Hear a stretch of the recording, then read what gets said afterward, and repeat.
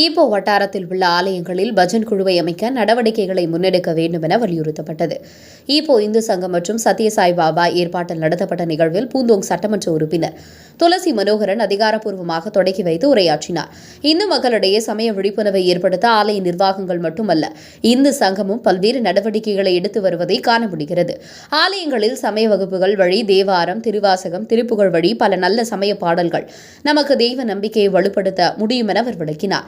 இளைய தலைமுறையினரிடம் சமய விழிப்புணர்வை ஏற்படுத்த தொடர்ந்து இந்து சமய அமைப்புகள் நடவடிக்கை எடுக்க வேண்டும் என கேட்டுக் கொண்டார். ஈப்போ இந்து சங்கம் ஆலயங்களில் பஜன் யாத்திரையை நடத்த சத்யசாய் பாபா இயக்கத்துடன் இணைந்து நடவடிக்கை எடுத்துள்ளது வரவேற்கத்தக்கது என துளசி மனோகரன் குறிப்பிட்டார்.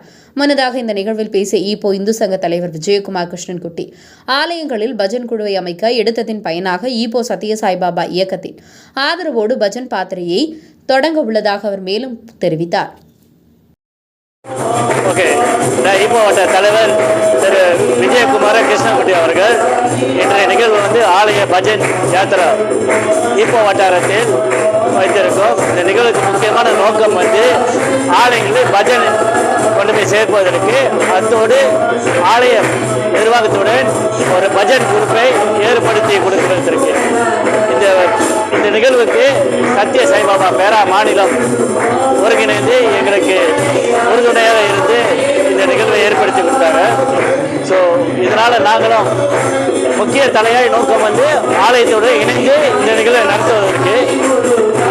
இந்த நிகழ்வு மக்களிடம் போய் சேர்ந்து எல்லா ஆலயங்களும் இந்த நிகழ்வு தொடர்ந்து செயல்பட வேண்டும் என்றுதான் எங்களோட நோக்கம்.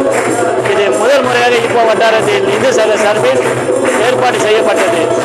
இது தொடர்ந்து எல்லா பேரா மாநிலம் முழுவதும் இதை கொண்டு சேர்ப்பதற்கு நாங்கள் ஆவணை செய்து கொண்டிருக்கிறோம். இதற்கு சிறப்பு பிரமுகராக மாண்புமிகு துளசி மனோகரன் பூந்தோங் சட்டமன்ற உறுப்பினர் நிகழ்வை சிறப்பாக திறந்து வைத்து ஒரு கிராண்ட்